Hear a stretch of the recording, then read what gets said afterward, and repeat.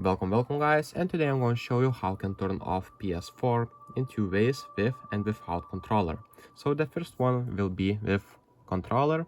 So what we need to do is basically hold on this button for the longer, and right here you'll see the power, and you'll see the three options. So the first one is the rest mode. So this is where you download your games or DLCs, and the turn off.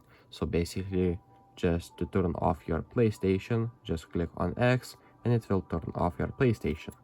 The other method is if you go up with the joystick, then right here, go to the power, click X, and right here you'll see enter rest mode or power options, turn off your PS4.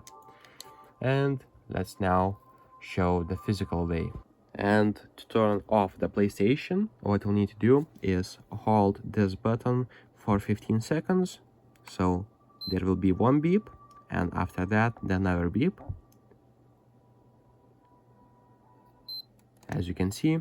And now our PS4 is preparing to turn off, and it will turn off after like 15 seconds.